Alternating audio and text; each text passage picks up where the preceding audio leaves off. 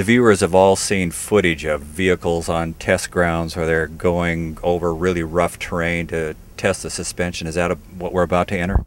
Correct. This is called Silver Creek, and this is probably the roughest event we have at the facility. And the purpose of doing this is to test the suspension as far as its durability and how it will take rough handling on some of these vehicles. That's correct? That's correct.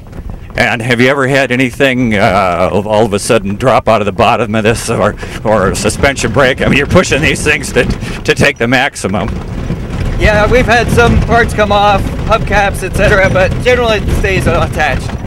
And of course, Heidi with the Steadicam is getting just great footage of this, just as steady as can be, right, Heidi? Yeah, that's right. So, Chris, we've gone through bumpy roads, we've gone through gravelly roads, now we have sandy roads. So right away we feel it bogging down. So we're in four-wheel drive. We're on forward low, and generally we keep the speed right around 15 miles an hour, so it's stable, but yet puts a big load on the engine. We run it. The vehicle is empty, and then we also run them at the full gross vehicle weight.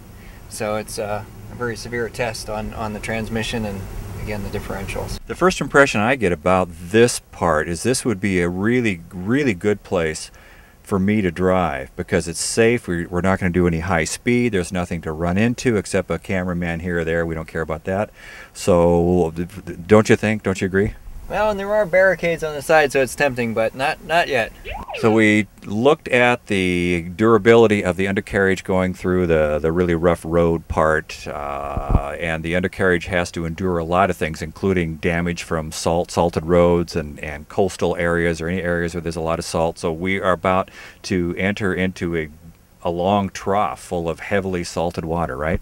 That's correct. We go through and it splashes up, gets all the underbody components full of salt water, and just tests how resistive everything is to corrosion. Also helps point out any areas where we may have a weak spot.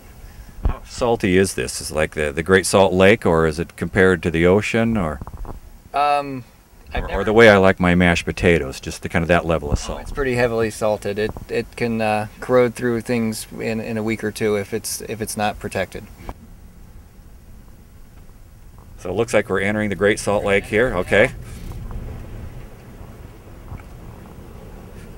Yeah, I feel like a hydroplane flying here.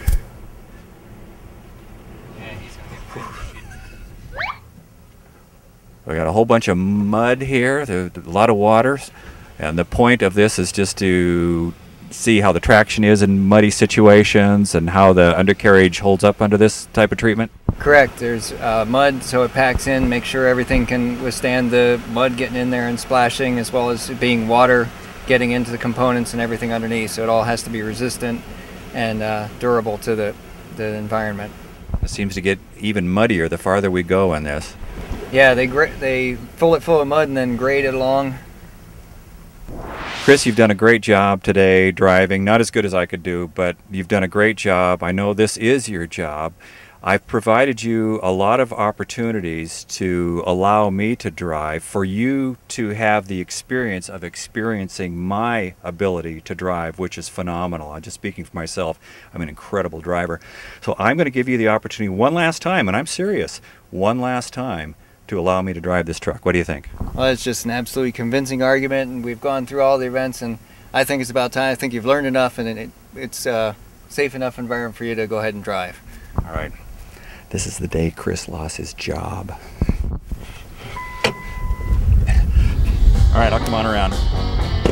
I get to drive. I get to drive. Okay, all right, I'm ready. Chris? Chris? Chris!